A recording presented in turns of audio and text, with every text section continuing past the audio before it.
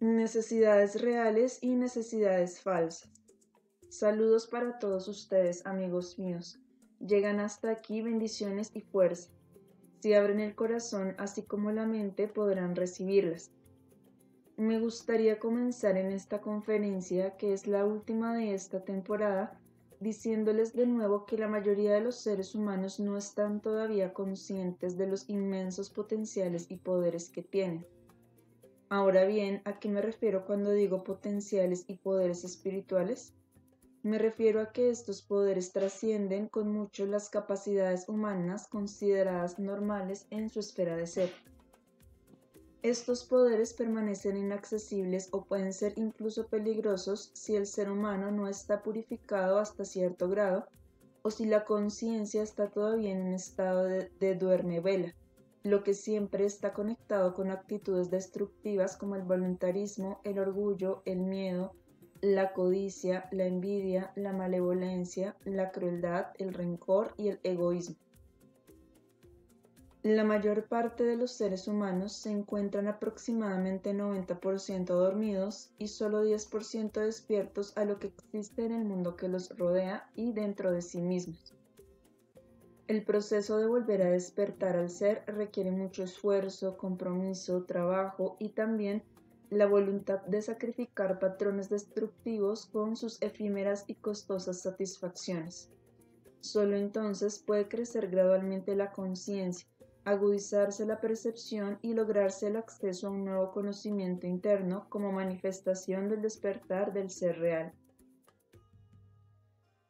Esta percepción intuitiva creciente, este conocimiento interno, primero acerca del ser, luego acerca del ser más íntimo de otros y finalmente también acerca de la verdad cósmica y la creación, se extiende a una experiencia de la vida eterna, la certeza de ella. Despertar los potenciales espirituales también tiene que ver con el acceso a las siempre presentes fuerzas de la vida, todas las cuales existen dentro y alrededor de ustedes. Estos poderes pueden utilizarse para sanar, para ayudar y para aumentar la realización y la conciencia en el ser y en otros. No necesito decir que si el pequeño ser todavía predomina sobre el ser espiritual y real, el abuso de estos poderes será inevitable. El amor debe despertarse primero en la persona para que los poderes no sean peligrosos. Si el campo de fuerza energético de un ser humano está orientado a frecuencias bajas debido a un estado no desarrollado del alma, las frecuencias mucho más altas de los poderes espirituales pueden destruir la salud y la vida y crear tremendos riesgos. Por esto es tan importante que el desarrollo proceda con ciertos ritmos. La manera más segura es insistir sobre todo lo demás en la purificación.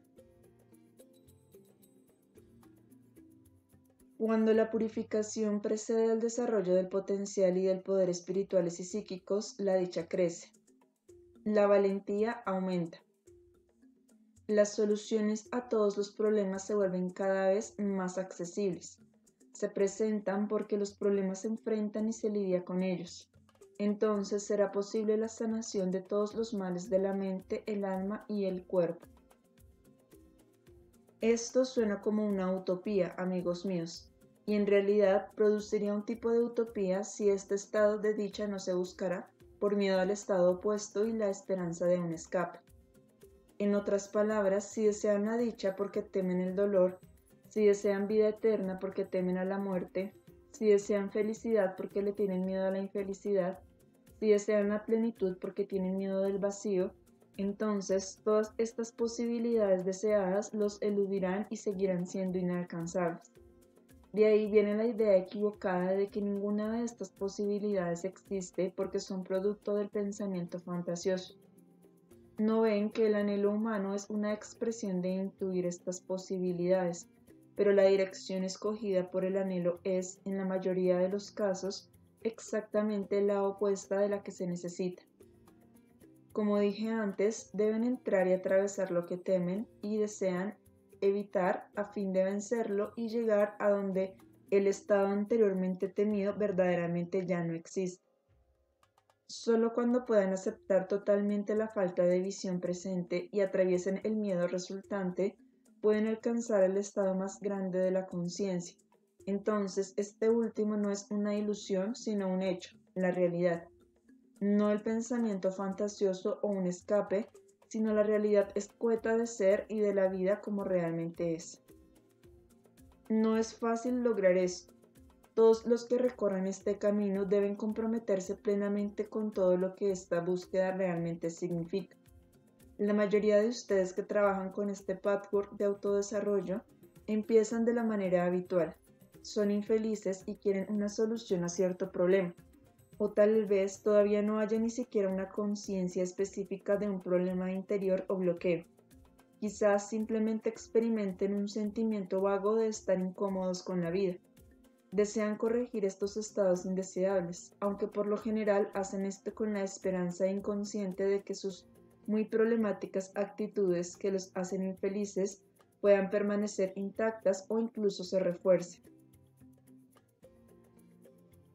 Cuando el camino requiere lo opuesto, su reacción puede ser muchas veces de pánico, resentimiento, lucha, resistencia y en ocasiones incluso una terminación de cualquier otro esfuerzo en la dirección interior correcta. En otras palabras, la mayoría de ustedes empieza con un objetivo negativo. Quieren eliminar una condición negativa. Muy rara vez empieza un individuo con un objetivo positivo. Muchos hablan de labios para afuera del objetivo positivo de una purificación total y del crecimiento espiritual, pero cuando se trata de tener la voluntad de aceptar dificultades, de renunciar a patrones destructivos establecidos hace largo tiempo, el compromiso consciente con el objetivo positivo de pronto desaparece. En el caso de muchos, la meta positiva se persigue y se fortalece solo cuando profundizan en su ser. El anhelo siempre está ahí. Algo en su ser más profundo e íntimo sabe que existe otra realidad y otro estado de conciencia que su estado actual de desarrollo. Tratar de alcanzar este estado superior y más gratificante es una necesidad legítima y sana. Cuando esta necesidad se vuelve consciente, puede establecerse una meta y una dirección positivas. Pero mientras su necesidad sea inconsciente y esté mezclada con metas negativas como la demanda de librarme de mi estado de infelicidad, seguirán estando confundidos acerca del camino mismo. La falta de un compromiso total produce resultados tenues, espurios y limitados, y la duda cerrará el círculo vicioso, reforzando así la retención del compromiso. Como la retención dudosa vuelve imposible la liberación, la duda misma se considera justificada.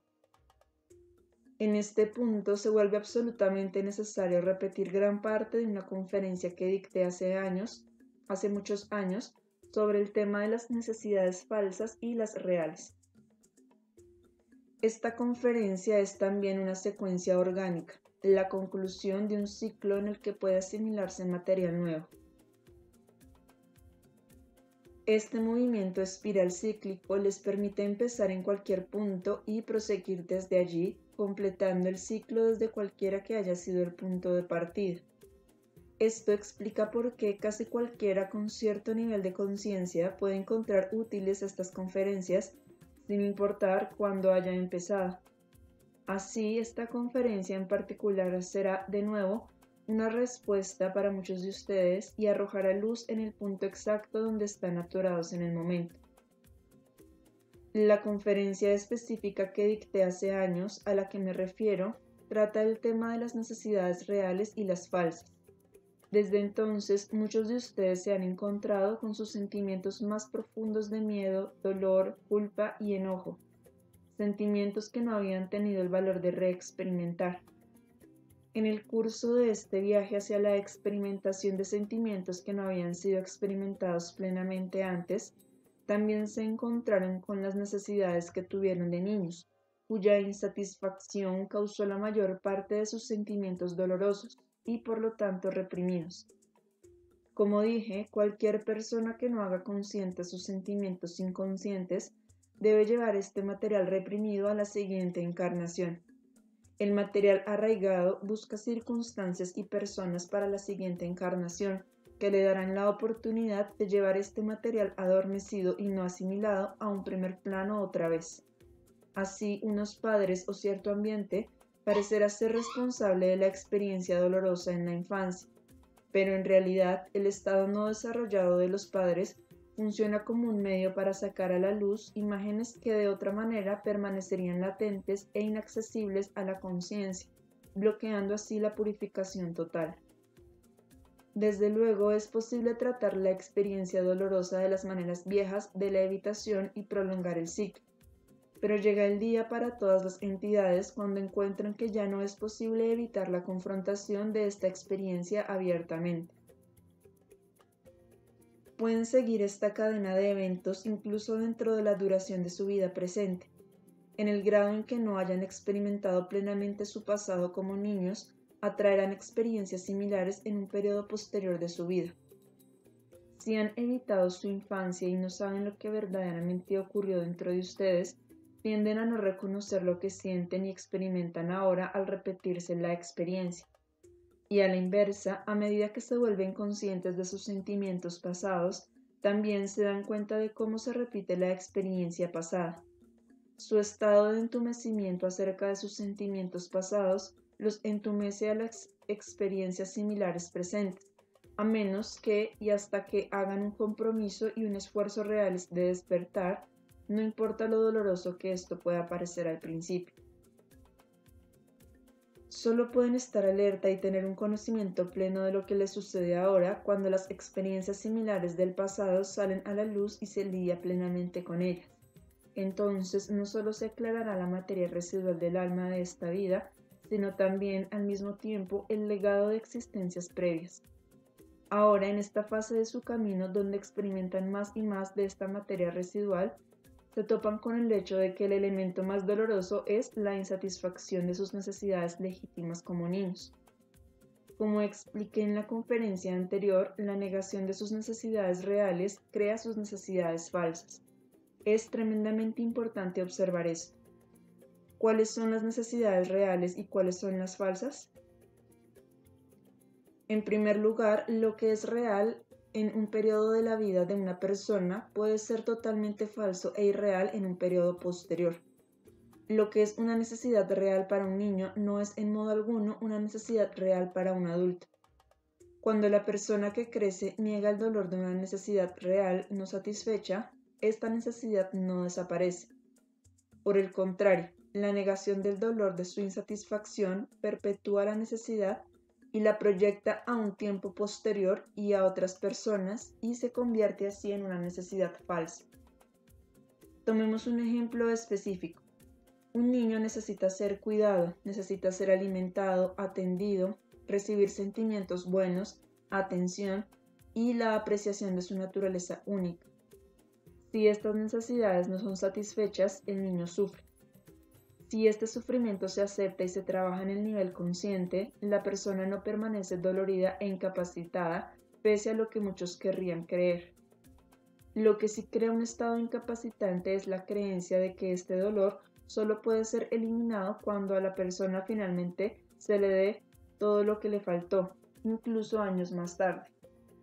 Desde luego, esto jamás puede suceder, pues aun si fuera posible que un adulto finalmente obtuviera padres sustitutos ideales y perfectos de acuerdo con las ideas del niño privado, para el adulto todo este dar que proviene de fuera del ser nunca podría traer una satisfacción real. La satisfacción tan dolorosamente anhelada puede alcanzarse solo cuando ustedes, como adultos, procedan a buscar en su interior todo lo que aún buscan fuera de ustedes. Esto debe empezar con la autorresponsabilidad.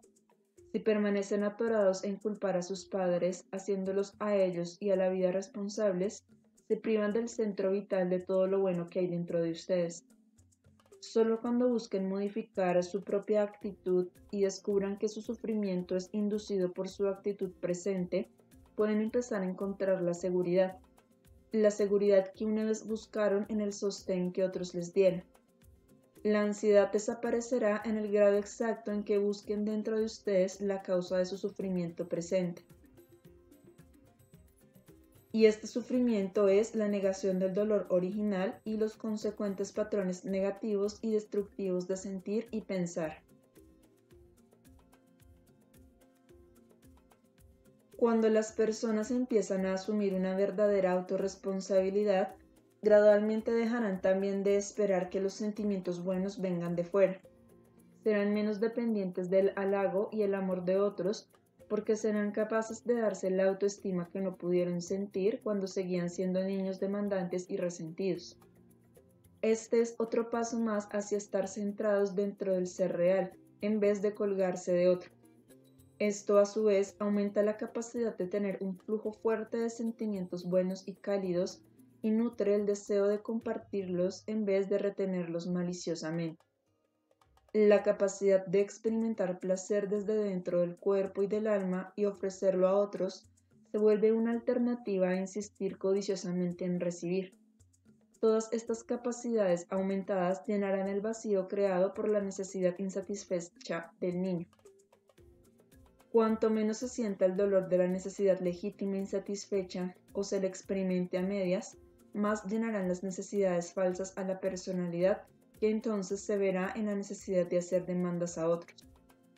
Cuando estas necesidades no son satisfechas, los resentimientos y a menudo el veneno con el que se construyen argumentos contra la vida y otros, aumentan la sensación de privación de la persona, de manera que un círculo vicioso continuo parece atrapar al individuo en un estado de desesperanza. No es muy difícil racionalizar un argumento y producir una acusación culpígena.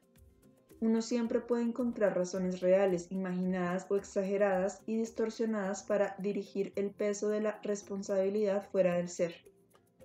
Como todo esto es sutil y está oculto, requiere una atención específica en la autoobservación y la honestidad para ver este proceso en acción. Solo cuando sean capaces de admitir sus demandas irracionales y de ver cómo quieren castigar a aquellos a quienes culpan, entenderán verdaderamente las conexiones que hago aquí. ¿Cuáles son las necesidades reales de un adulto? Son la autoexpresión, el crecimiento, el desarrollo, alcanzar el propio potencial espiritual y todo lo que se deriva de ello.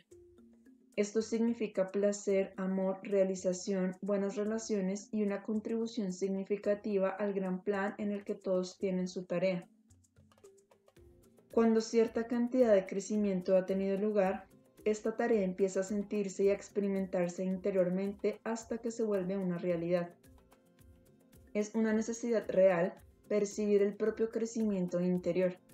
La falta de este trae infelicidad. La persona debe proceder entonces a buscar las obstrucciones dentro de su propia alma y eliminarlas. Siempre están conectadas de una u otra manera con la perpetuación de necesidades una vez reales que ahora se han vuelto falsas. La perpetuación de las necesidades falsas crea muchas condiciones destructivas dentro del alma de una persona.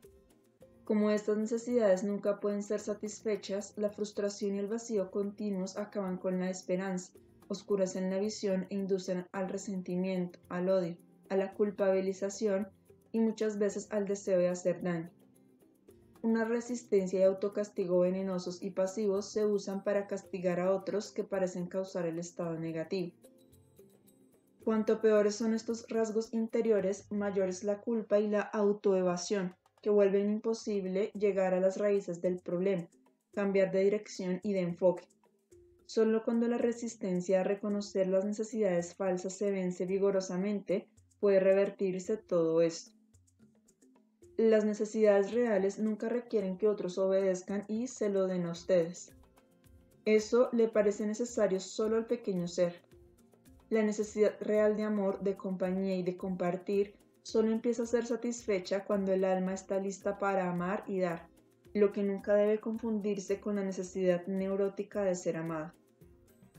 Pero esta confusión entre las dos necesidades es muy frecuente.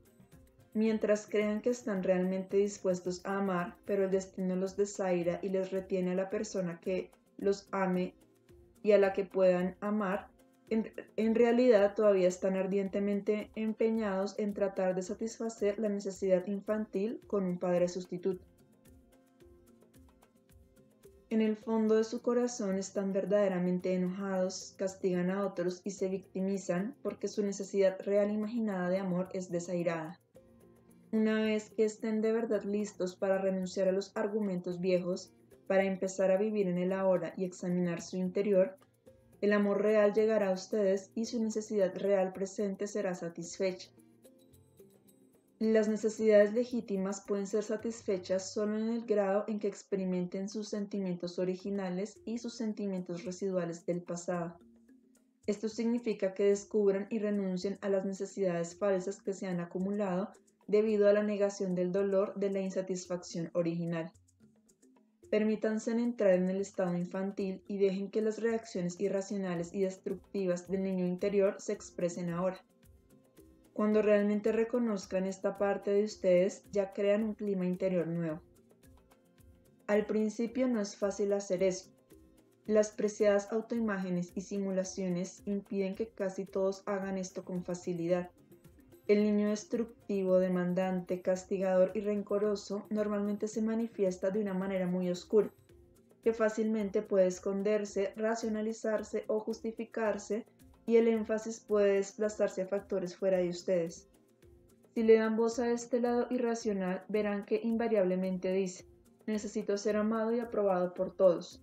Si no lo soy, es una catástrofe. El ser se convence entonces de que esto es cierto, como medio de forzar a otros a obedecer. La sobrereacción del ser se vuelve entonces tan dolorosa que la insatisfacción de estas demandas insaciables de una gratificación total e incondicional del voluntarismo y del orgullo parece entonces un hecho catastrófico de la vida. No importa lo maduros que sean en muchos aspectos de su ser, busquen estas reacciones ocultas en ustedes siempre que se sientan constantemente ansiosos e incómodos cuando surjan en su ambiente condiciones no gratas. La creencia en la catástrofe rara vez se piensa en términos tan claros. De hecho, solo pensar en todo esto claramente volverá imposible que crean ya tanto en una catástrofe. La dificultad es que la manera de entender su reacción, que equipara la catástrofe con la insatisfacción de su demanda de ser amados y aprobados por todos, es vaga. La reacción no es conceptualizada sino racionalizada, de manera que nunca trabajan hasta el final tanto con su pensamiento como con su sentimiento, correlacionándolos. De este modo, es necesario que descubran el concepto, o más bien el error conceptual atrapado en su fuerte reacción a una insatisfacción, a una herida, a una crítica o a una frustración. Entonces es posible que reconozcan la necesidad irreal y la rabia con la que se perpetúa, persigue y justifica. Las necesidades irreales son demandas que se hacen a otros. Las necesidades irreales nunca pueden ser satisfechas. Es una necesidad irreal suponer que ser lastimados los dañará. Solo los daña cuando tienen un concepto oculto de que así será, e insisten en que así será simplemente porque no se sienten inclinados a aceptar la vida y a ustedes tal como son. Algunos de ustedes han empezado verdaderamente a saber y a experimentar que su placer, su paz y su realización nunca dependen de otros, sino solo de ustedes. Pero a veces, cuando se acercan a un territorio todavía no reconocido dentro de ustedes, donde las necesidades falsas y los sentimientos residuales no experimentados crean un punto focal destructivo, se olvidan de esta verdad. Con frecuencia el malentendido dualista de que o bien dependen de ustedes y por lo tanto deben estar solos, o bien están en una relación satisfactoria y entonces dependen totalmente del otro, les impide querer siquiera asumir su responsabilidad. Hacer esto parece exigir que renuncien a toda esperanza de tener un compañero amoroso. Lo cierto es exactamente lo contrario. Solo cuando recuperen sus sentimientos, cuando utilicen sus recursos interiores y abran los pozos de sus sentimientos de generosidad y amor, la realización se convertirá en una realidad inevitable. Y a la inversa, en el grado en que se aferren e insistan en que el otro los satisfaga, en ese mismo grado permanecerán solitarios e insatisfechos en sus necesidades reales ahora, perpetuando así las viejas heridas de su infancia. Su estado actual puede usarse como una medida que es más confiable que cualquier otra cosa, pues no pueden engañar a la vida. Sus leyes y reglas les dicen la verdad acerca de dónde están, aun si su conciencia directa todavía está atenuada. Cuando la realización está ausente, deben explorar su interior para encontrar dónde y cómo proyectan en otro lo que debe llegar principalmente de dentro de ustedes. Cuando la necesidad real de eliminar los bloqueos a la conciencia, a la autorrealización, a la intimidad y a la cercanía con otros se expresa mediante el ser espiritual, descartando las necesidades falsas, se despierta una fuerza maravillosa. Esta súplica nunca se responde con una piedra. Aun si se sienten todavía demasiado débiles para hacer el compromiso total necesario, pueden pedir ayuda para poder hacerlo. La ayuda llegará. Este es el objetivo inmensamente importante, del que sigue todo lo demás. A medida que ven cómo evitan ahora el largamente olvidado dolor del pasado que todavía supura dentro de ustedes, también descubren que se han enganchado en la culpabilización. No importa cuánto hayan fallado sus padres, pues ellos mismos son o fueron seres humanos falibles, no se les puede considerar responsables de su sufrimiento ahora, y menos aún a otros de quienes esperan que puedan compensarles todas las heridas que ustedes han soportado.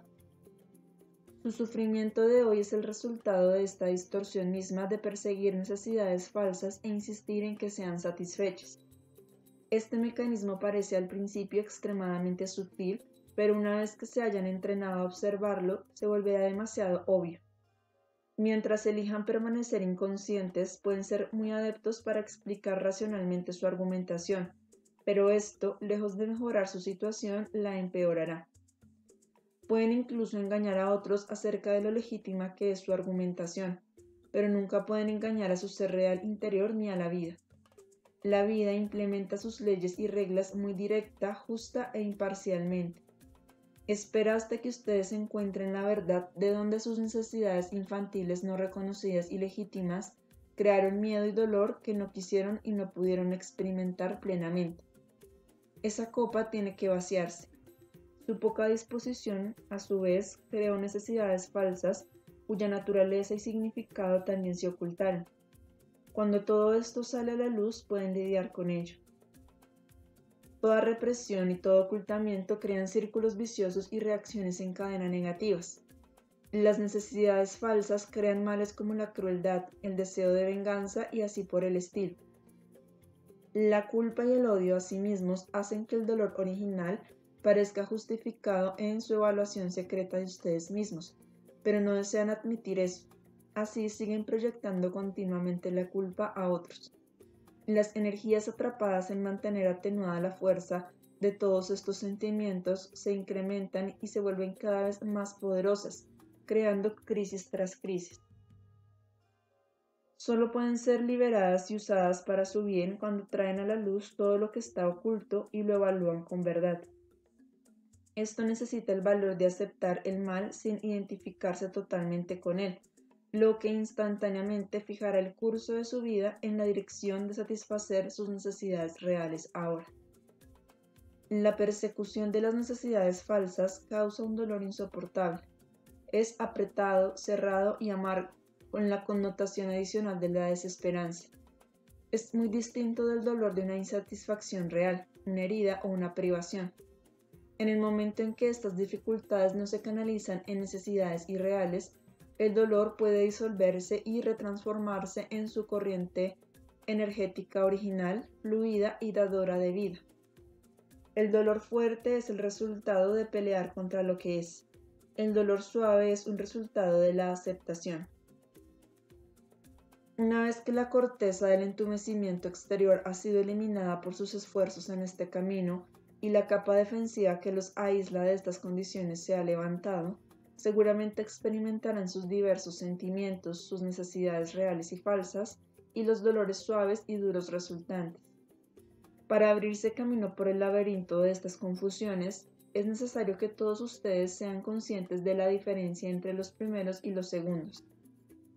Si experimentan sentimientos residuales pero no conocen el hecho de que están inmersos en la expresión de sus demandas insaciables, que son sus necesidades falsas, pueden perderse en el dolor duro. El dolor duro que proviene de su insistencia en sus necesidades falsas contiene la venganza. El sufrimiento mismo es un arma frecuente para castigar a los padres proyectados y a la vida. Dice, en efecto, vean lo malo que son y lo que me han hecho. Como no satisfacieron mis demandas, merecen el castigo de mi aniquilación. Y la persona ciega que está envuelta en este proceso sin estar plenamente consciente de él, puede en efecto permitirse caer por la borda y ser arrastrado por esta resaca. Por lo tanto, no hay peligro en poner a prueba el tipo de dolor que experimenta. Lleva una desesperanza lúgubre a abismos sin fin a donde no parece llegar la luz. Entonces puede suponerse sin peligro que el nivel de veneno impide la experiencia real del dolor original residual, pues en el caso de experimentar el dolor real, una sabiduría orgánica interior guía los ritmos y la duración de cada experiencia. Cada vez llega una profunda percepción interior y los vínculos de conexión traerán más luz y más esperanza. Pero cuando estén ausentes no deben ustedes entrar más profundamente en este dolor duro, porque están inadvertida y muy inconscientemente castigando a otros con este dolor. El trabajo más bien debe dirigirse a reconocer lo que está realmente sucediendo. Entonces puede uno entrar sin peligro en la experiencia residual y liberarse. Esto se hará entonces con un espíritu enteramente diferente. La actitud de uno será de esperanza y propósito, y no de una víctima indefensa a la que se lleva al matadero. Amigos míos, su miedo de entrar por completo en sí mismo se debe mucho menos al dolor real. El dolor suave, debido a las necesidades reales insatisfechas, puede resultar momentáneamente en expresiones vehementes de llorar o gritar, o de retorcerse y golpear, pero hay un terreno interior seguro debido a la ausencia de la corriente forzante venenosa que envía un mensaje de venganza al mundo. La tristeza apacible del dolor y las necesidades reales se disuelven en sus propias corrientes. La experiencia intolerable, dura y peligrosa del dolor se debe a las necesidades falsas que dice. Se debe a la necesidad falsa que dice: debes darme lo que necesito en lo que insisto. Si no lo haces, pereceré en serio. Esta voz, amigos míos, debe descubrirse. Existe en cierto grado en todos, sin excepción. Cuanto más oculta está, más lejos se hallan de disolverla y transformar sus corrientes de energía. Si pueden, permítanse experimentar esta voz y reconózcanla por lo que es, en vez de identificarse con ella. Mientras estén totalmente identificados con ella, no la pueden confrontar ni poner a prueba. Pero en el momento en que la observen solo como una parte de ustedes, instantáneamente sabrán que no es todo lo que son. El aspecto de ustedes que la observe es ciertamente más ustedes que aquello que está siendo observado. Y el aspecto de ustedes que cuestiona la voz que clama venganza, que mantiene un diálogo con ella y explora la verdad de sus mensajes implícitos, es aún más fuerte. Sigue fortaleciéndose hasta que finalmente toma el control. Esto elimina la necesidad de un autorrechazo total, que es el resultado de identificarse por completo con la voz de la necesidad falsa. En el momento en que se hagan la pregunta, ¿es realmente cierto que debo perecer porque he soportado el dolor o lo estoy soportando? Inevitablemente tendrán que responder primero que esta no es necesariamente la única posibilidad. ¿Cuándo lo es? ¿Cuándo no lo es? ¿De qué depende en lo que atañe a ustedes? Cuando todas estas preguntas se enfrentan seriamente, verán que no es cierto que deban perecer, ni siquiera vivir una vida infeliz durante los días que les quedan, porque han soportado el dolor. Ningún dolor los puede hacer perecer. Solo su actitud frente al dolor los hará perecer. Si se resisten y se endurecen al dolor, entonces éste crece y los aplastará literalmente. Solo cuando están siendo aplastados, jamás por el dolor que otros les infligen, sino por lo que ustedes mismos se infligen, pueden confrontar esta actitud. Tengan un diálogo con él, como dije antes. Cuando específicamente dejen ir una por una de sus demandas insaciables e irreales, descubrirán que son en efecto ilusorias. Partieron de la premisa, por ejemplo, de que no podían vivir sin aprobación total, sin aceptación y amor incondicionales, sin admiración ciega o cualquier cosa que sea. Cuando consideren la posibilidad de que podrían incluso obtener satisfacción, contento, placer y felicidad sin que se realicen estas demandas, una idea novedosa al principio, les sorprenderá que es muy posible hacerlo.